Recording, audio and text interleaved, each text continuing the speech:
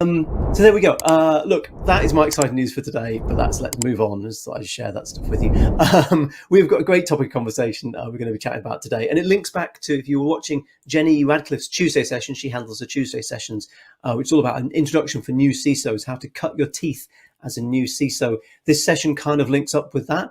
In a way, we're going to be talking about stress testing your security playbooks. So actually, whether you're a new CISO or a seasoned CISO, those playbooks and security playbooks are going to be really interesting. We're going to talk about how to draw them up, how to test them, how often you should test them, and what goes wrong and happens when you do, which is going to be a really interesting chat. We've got a great panel to be talking about this today. We've got Matthew Hardy, who's Chief Information Security Officer at Omnio, Zechariah Ekempelu, who's CISO at Unity Bank PLC, and Sheikh Ahmed, who's Senior Sales Engineer at Pentera. So really good set of people to be discussing this. But first, I'm going to bring on our initial guest, which is Vicky Gavin, who's Head of InfoSec and Compliance at Kaplan International, who's joining us from wherever Vicky is joining us from. Vicky, how are you?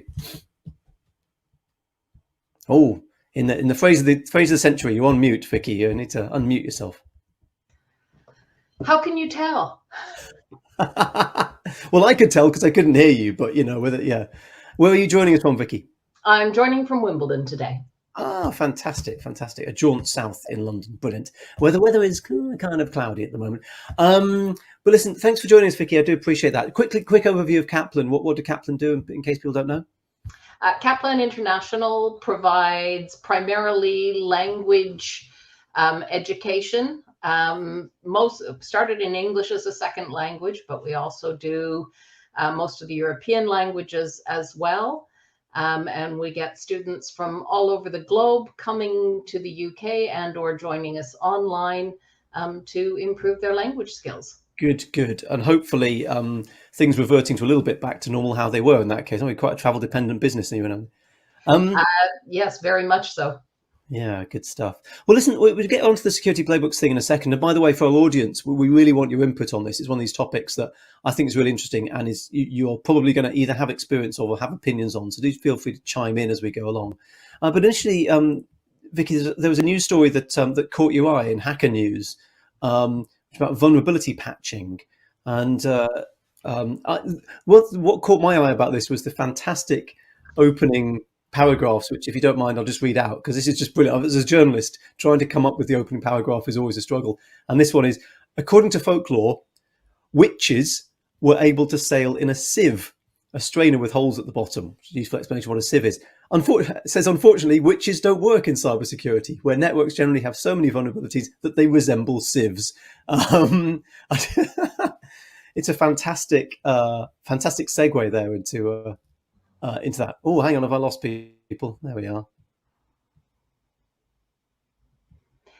Yeah, I found it a very interesting title to start with. I mean, as someone who is focused on securing my organization day to day, that how to decide what to do first is a daily struggle. Yeah. And so I thought, wow, that I'll bet there's some really good tips in here. Mm-hmm. And there was some useful information. I mean, first of all, I was absolutely amazed when they pointed out that in 2010, there were 5,000 new CVEs released. And in 2021, there were over 20,000 new CVEs replaced. Yeah. So I was right. More stuff is going wrong than ever before. It didn't give me a lot of comfort, but it was nice to see some numbers. Yeah. I guess what was a little bit disappointing is that the focus then turned to the new tool I could buy that would solve all my problems for me. Yeah, exactly. Well, yes, the progression made an interesting sense, I suppose, which is the pitch of the article was, look, there's all these extra vulnerabilities. How do you know which ones to patch? Well, guess what? There's a tool that can sort of help you with that. But and there did seem to be a reasonable methodology for that, in that the prioritization tools are ranking the vulnerabilities according to their seriousness, etc. But then it went on to talk about, there's vulnerability management that can somehow contextualize which vulnerabilities you should be concerned about, given your particular company setup, corporate setup, or where you are in the world and that kind of thing. That started to push the boundaries of believability for me a bit. Vicky, I don't know what you thought of that. Well, I mean, with AI, machine learning, it's not natural language, but it's something like that. I mean, certainly the capability is there to start to build more context around individual pieces of information to help with the prioritization. I think the problem for me with that is um, it's difficult to base my future decisions on past performance. Um, Mm. I've been doing statistical analysis for a lot of years, and rule number one is past performance does not predict future behavior. Yeah, yeah. So while it's useful in terms of a first cut, I think it still requires somebody who knows what they're doing to imply some human intelligence over it. Mm. Because artificial intelligence is just that. It is Yeah. artificial, Mm. not human. Yeah, I wanted to know, Vicky, whether in terms of vulnerability management, whether you've tried and used any of these tools at Kaplan. If you hadn't, obviously don't need to name names in terms of particular companies, but in terms of knowing which vulnerabilities to sort out when, do you have a system? Do you have a tool that you've used? Has it been any good? Is that something that's a big part of your security playbook? I do have a tool that I use that I find incredibly useful. Mm-hmm. Um, what it does is it provides me a lot of context around the vulnerabilities that it identifies. So, is this associated with a recent CVE release or Right. a recent hack? Is it connected to my crown jewels? So it Mm. does look at all of those kinds of contextual things, but rather than suggesting to me what I ought to do first, it provides it to me in a way that I can then go, well, you know what, my biggest worry is not, those CVEs, it's Mm. that crown jewel. And so Yeah. that's where I'm going to focus my energies today.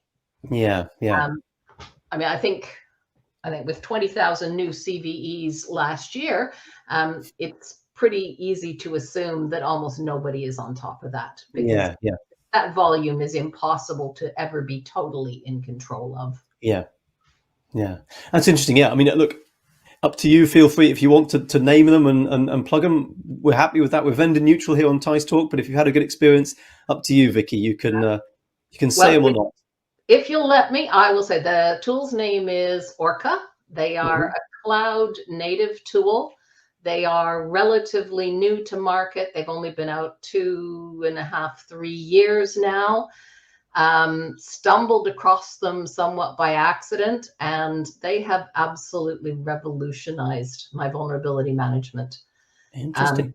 Because it's not just me. I can get everybody in technology looking at this tool, and they feel in control of things and able to make decisions, and they really like watching their numbers come down. Right. We get a fresh scan every 24 hours.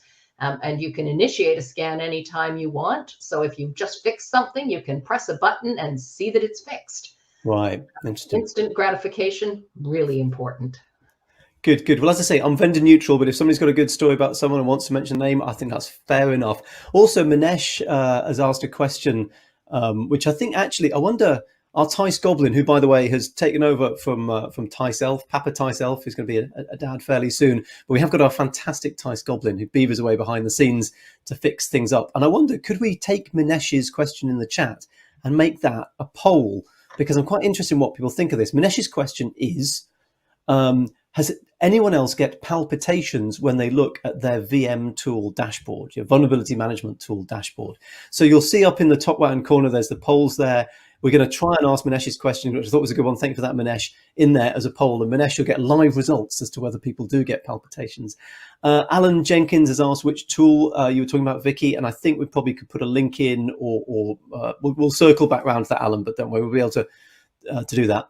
So yes, lots going on. We're going to stick our polls in and see what happens. So, do you get palpitations when you look at your VM tool dashboard? Yes or no is the question.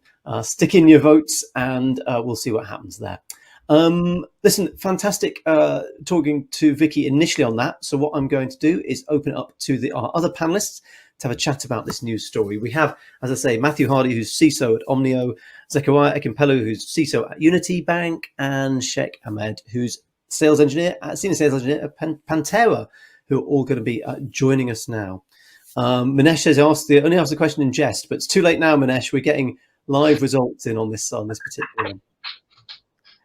Good. And we've got 86% say they get palpitations when they look at their VM tool dashboard. That is hilarious. Okay, right. So lots of people needing help there. Look, let's come to you, Matt, first of all. There we go. 75% say they get palpitations looking at their VM tool dashboard. That is, what is the point? Matthew, what do you make of that? I'll come to you, Matt, first of all. What do you make of that? I thought it'd be a little bit higher than that. I've seen my vulnerability dashboards, and yeah, I mean, the first time I actually ran a vulnerability scan when I started, I had a heart attack. I mean, to be honest, actually, it wasn't that many considering the size of the organisation. I mean, my previous organisation, I think my first scan, I got 25,000 vulnerabilities. Right. And again, right. and that is great. You know, where do you start?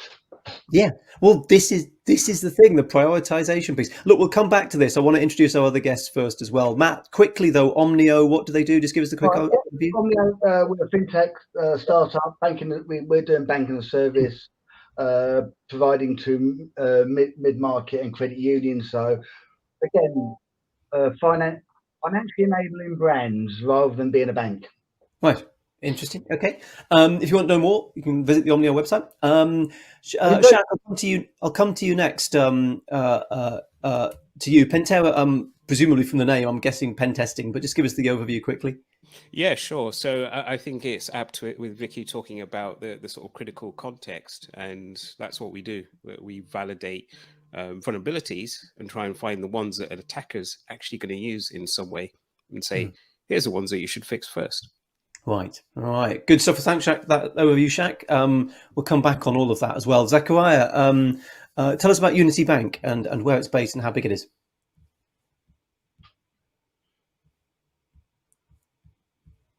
Oh, Zechariah, you're on mute, I'm afraid. There we go.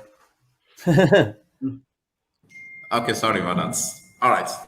So in Unity Bank, I manage the entire information security team. I have the vulnerability management the management team. I have a threat intelligence team.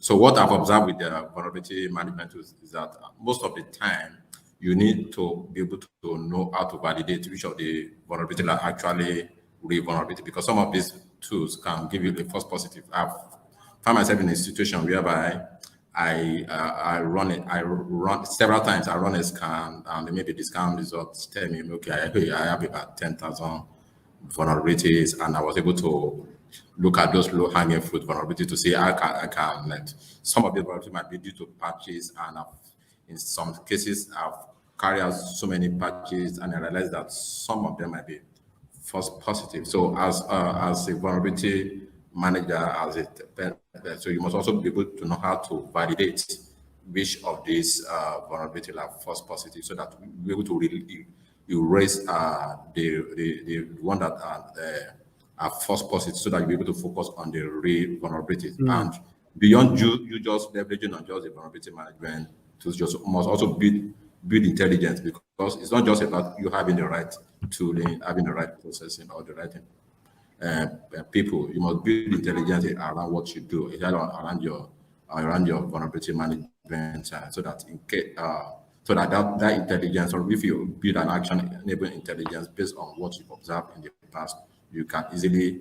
Some of these tools, if you know how to configure it better, because you must be very hands-on on how to manage these tools, you'll be able to see what can be done to fine-tune the report, also to fine-tune the report of subsequent vulnerability scanning that you run. So that's what I'm observing. Yeah, it's interesting. Thanks for that, Zechariah. Interesting. I want to come back on that to Shaq then, just from a sort of pen testing point of view. I mean, one of the things that they talked about in that article was attack-based vulnerability management, this idea that you could somehow feed in extra data, you could feed in context, you could feed in the stuff that the hackers are actually using.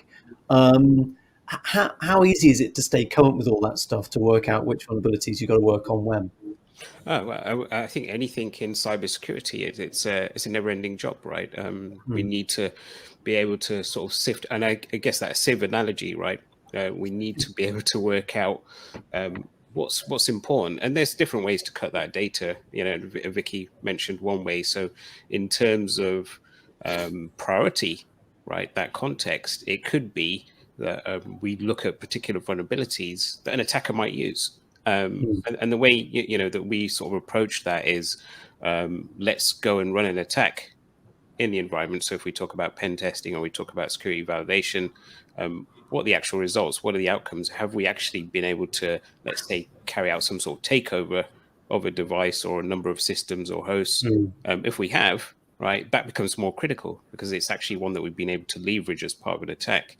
But on the other hand, I guess the problem here is what we're essentially talking about is patch fatigue, right? We talk about fatigue in so many different ways, and alerts and this sort of big mess of dashboards and trying to make sense of what's actually important. And I think it goes, you know, from a defensive perspective, we also need to sort of prioritize what's important. And that context could also be related to what's mission critical, right? So going back to, you know, the analogy of, let's say you've got your critical data, perhaps it relates to important, let's say, information about your customers, whatever that happens to be. It's the things that you want to protect first. So a vulnerability on a system that's not so important, or against data that's not so important, is perhaps going to be lower down on the list. Yeah. Just pick up on Alan's asked a question in the Q&A thing. Reducing the attack surface by pressing IT to patch disclosed vulnerabilities in the shortest time period should be business as usual for most in 2022. But his question is, how do outfits prepare for 0 days, Log4j being a recent example? Vicky, do you want to pick up on Alan's question first? And I'll run it round to Matt. So, and this is going to sound shameless, so apologies in advance. This is where Orca really came into its own. Log4j, as over the weekend, first thing Monday morning, I, into my Orca console, searched for Log4j vulnerabilities, and it immediately identified to me all of the first tranche of vulnerabilities that needed to be patched, or we needed to put something in front of them to in some way remediated, that I could then have in the hands of the necessary technology people in under an hour. And they could link through to detailed instructions on exactly what needed to be done to resolve the issue. And as the situation evolved, the database, if you will, was continually updated, and when new ways to exploit Log4j were found, and so more vulnerabilities were identified, all of those popped up as they came up. And we had, he says, hands on heart, managed to remediate everything in one way or another before Christmas. Yeah, interesting. Wow, crikey, that's a good news story, Matt. How Log4j for a start, but on general 0 days, how does it go for you? What's your opinion?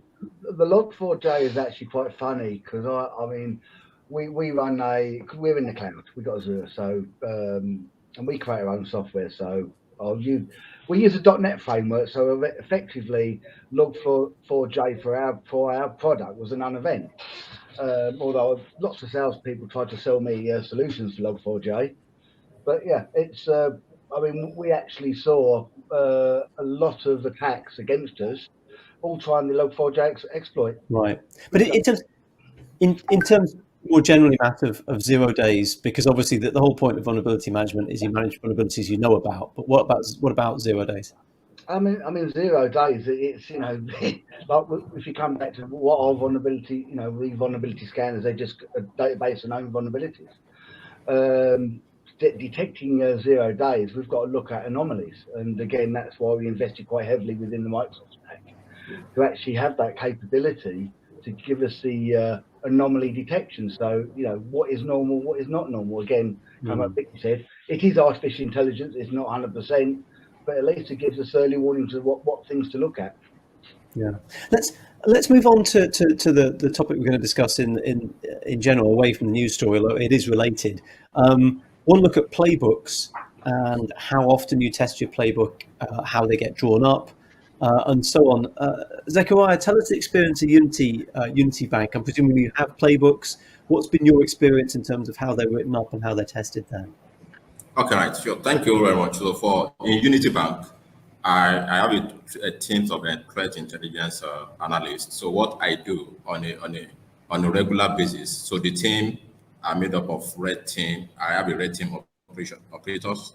So I have a couple of guys that do red team operation, and also I have the SOC analyst. I have a threat analyst. So what I do on a regular basis. So on a regular basis, I simulate a kind of attack. I ask the red team operation without the knowledge of the SOC analyst, without the knowledge of the threat analyst. So I ask the red team operation to simulate a kind of an attack to see whether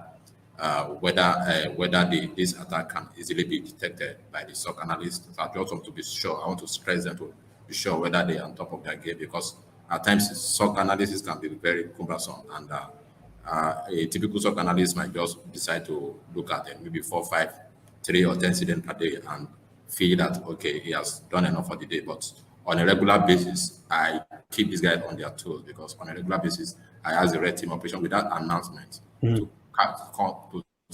do a kind of a attack simulation. Then once in a while, at times, I do engage an external third party, maybe on a quarterly basis, maybe 3, 4, 5 times a year, but to do that. But the red team operation activities is on a regular basis, but that regular basis is not announced. So maybe every I see. Okay, so it's a surprise attack. And threat analysts to be on their toes to be sure that okay, they are actually working and actually detecting attack as they come. Yeah. Interesting. Thanks, Zechariah. It's interesting stuff. Vicky, I want to come to you on this, because what I haven't addressed is, in terms of drawing up the security playbook, the extent to which that is just an IT security function, and the extent to which that needs to go more widely in the business. What's your experience in terms of that? So I think playbooks do have their place. And I'll have to preface this with, we're not a bank, so we don't have the same needs as those in financial services. But one of the problems that I find with playbooks in general is it becomes somewhat of a cottage industry. The other reason that I picked today's article that we discussed was because it reminded me of how many different things can go wrong in an organization. And to just quick straw poll, I took a look at Information Security Magazine's articles so far this week, yesterday morning, and there were 11 articles about different cyber attacks. Of those 11, 10 broke down into the categories of ransomware and extortion, Internet of Things, state-backed hackers, cyber stalking, privacy breaches, Ponzi schemes, financial crime, and just good old-fashioned spying. None of these things have a lot in common, and that was in 2.5 days. Right. How many playbooks do we need? We can't have one, because one's not going to be enough. And if you try to cover multiple things in one playbook, you're often going to end up in trouble. And if you only pick the most likely ones, then what happens when you get hit sideways? Now, having said that, I do think there's a place for playbooks, very much in the way that airline pilots have a pre-flight check that they run through, and it is documented, and they pull it up and they go check. Yes, all those things have been done. So particularly in training, which is what Zechariah was mentioning, as you're making sure that your team are practiced in responding to these kinds of things, a playbook is a really good way to reinforce that learning. But unfortunately, when you actually have an incident, Who's got time to get that card and read the instructions and figure out what to do? Back in 2009, there was a very famous plane crash in the Hudson River in New York, where the man flying the plane was able to land the plane, ditch it in the river, and everybody walked off that flight, and there were no fatalities. Can we imagine what would have happened if he'd taken time to read a playbook to figure out what to do? Well, but this is the point. Just to push back on that, Vicky. There's having a playbook and then there's running it through and practicing it. Isn't the answer to that? Well, you just keep practicing it, and eventually you become a second nature.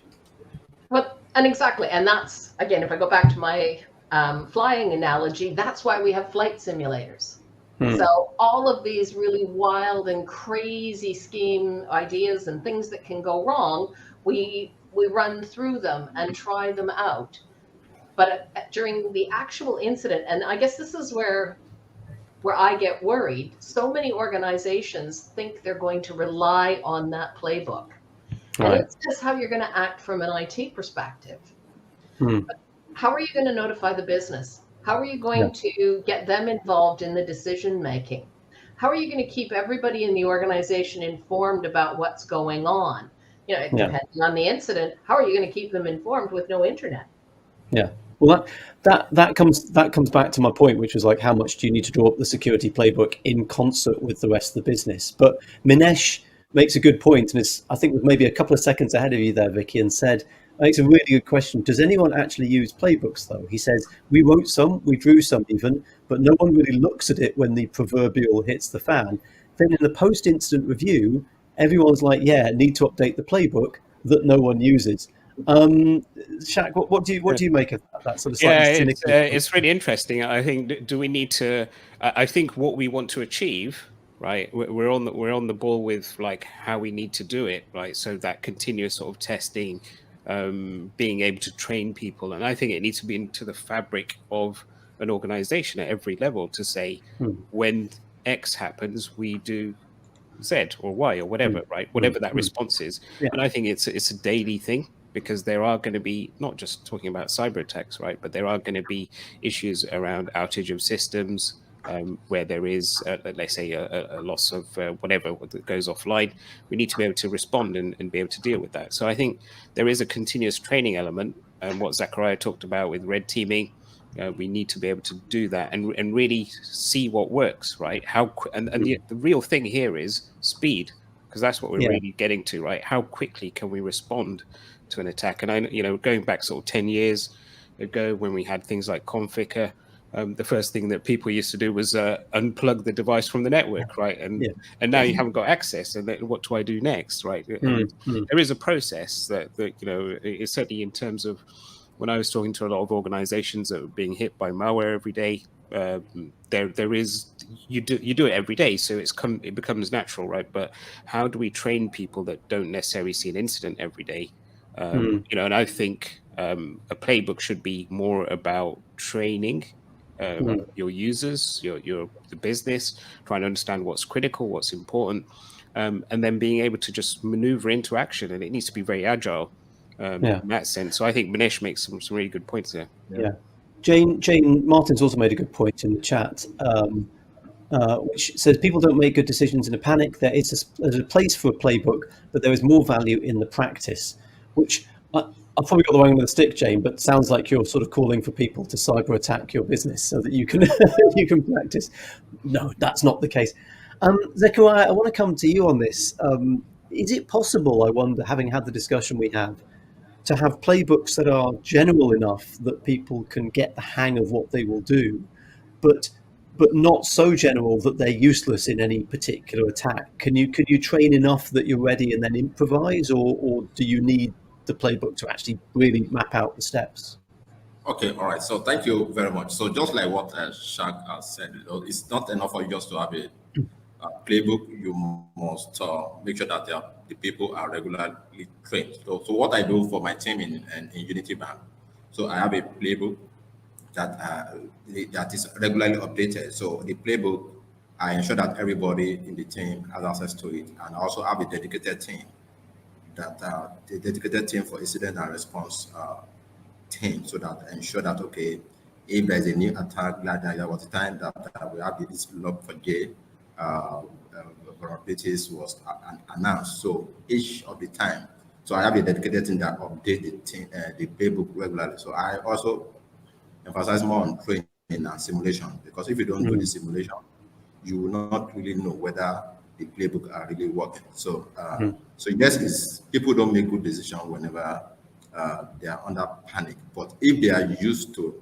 response in incidents and if they are used to the way if the people are, because so many people are not, they don't do, even though do the simulation attack, how will you be able to, if there's a real attack, you might be confused. You might just decide to just unplug the network.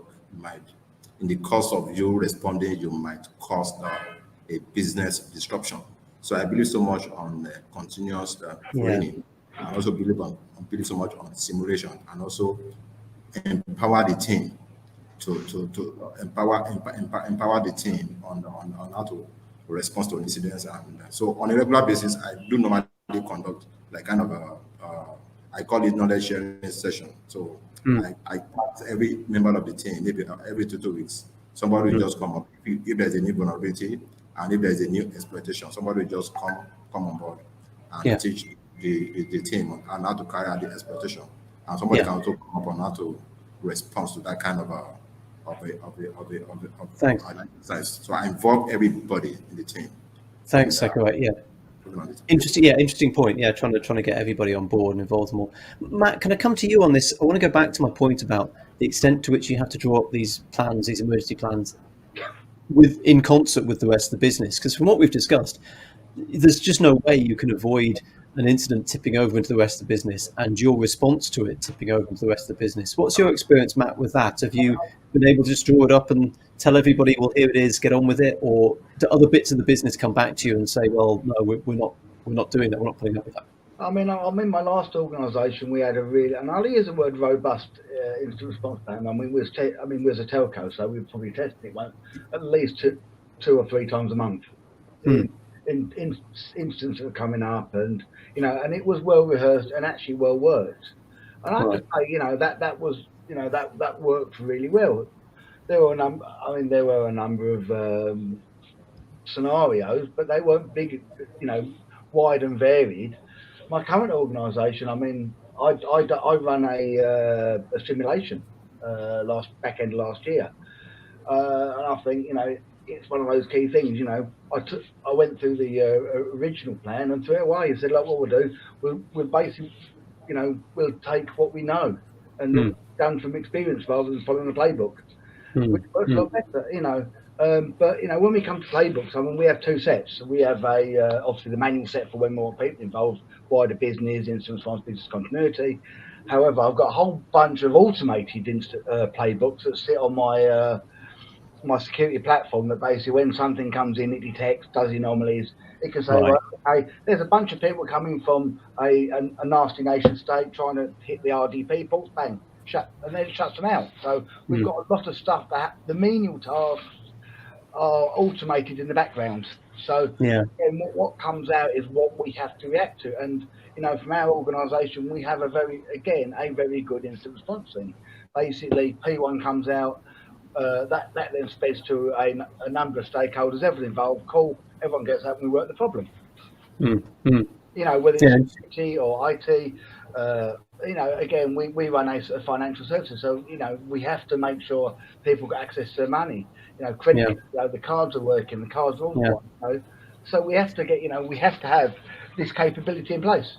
So as I understand you, Matt, you are drawing up the playbooks, or you and your team are drawing up the playbooks, but you're taking into account what the impact might be in different areas of the business. And again, when you do all these up, you have to look at the business impacts. It's going, if that system went down, when does that become really critical? When business impacted? Because I've got systems out there that could fall over to tonight, and I won't worry about them until Monday morning. Right. We've got some systems that we, and I won't go into customers, but basically we've got one system that runs all the membership schemes on a monthly basis. So if that fell over on the say this week, I would have 2 weeks to fix it. Right. Yeah. Yeah. Because the renewals don't happen until the beginning of the month. Yeah. So And this goes. So it's prioritising systems. Yeah. Yeah. And this goes back, Vicky, this goes back to your point, doesn't it, about the fact, I loved your idea of a cottage industry of playbooks. Of course, for every business, it's going to be different. So does that mean that it's really difficult for organizations to learn from each other? If you, Vicky, went into a different company in the future, it would be quite difficult to translate the thing across because you think, well, it's a different business, different playbook. In my experience over the years, that's the case because each company has its own unique DNA and how it wants to react in a crisis or an incident is very different from one company to another. Each will have different priorities. Each will have different desires in terms of what is the most important thing that they're looking after. For some, it's reputation. For others, it might be throughput. I mean, it really depends on each individual organization. But there are certain commonalities. There was a comment in the notes about decision making under pressure, and that if people don't make good decisions when they're panicking. In general, I would agree with that, but we can actually train people to make better decisions when they're panicking through crisis exercising. So use playbooks often come out of IT exercising, and we can use that information to feed into a business crisis exercise where we role play the kinds of decisions that might be required. And it gives the business leadership a chance to think about, well, if this did happen, what is important to me? What things would I want to do? Yeah. Yes. The advantage to all of that is that when we're panicking, what a teeny little part of your brain kicks in. It's called the amygdala. It's the part of your brain that drives the fight or flight response, and it operates on instinct. It takes everything you've ever seen or heard or touched or felt and gives you an instant decision about what to do. And so if you've been crisis exercising on a regular basis, all of that stuff is stored in your brain. Yeah. And when you need to make a decision, the thing that you thought about doing as a team in that exercise where you could talk about it and agree what the best way forward was is the one that's likely to bounce to the top. Yeah, it's interesting. Well, it goes back to that Mike Tyson quote, doesn't it?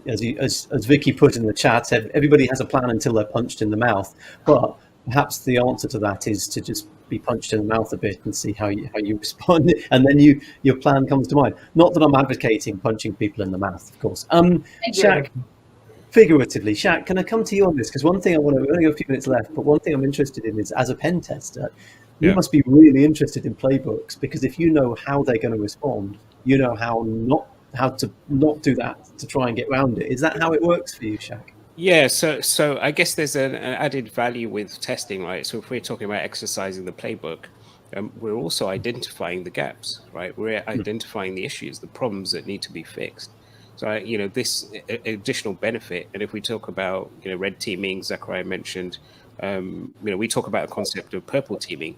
So we're involving the defenders as well in that process. You're going around your house now and you're checking all the doors to see which ones we can open. If we can open it, great. We've identified a problem. Going back to the start, really, when we talked about vulnerabilities, in our world, we talk about the perfect storm, because a vulnerability isn't something that an attacker goes after in isolation.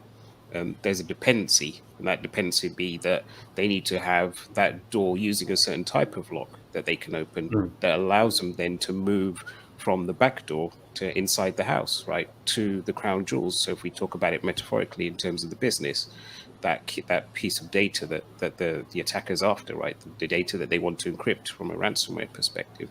So if we can simulate or emulate these type of attacks, we're exercising people in terms of how to respond, but we're also identifying problems that need to be fixed. So I think that sort of regular testing process should be part of a bigger, let's say, landscape of identifying problems as well.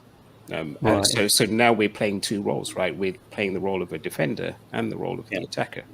Yeah, interesting.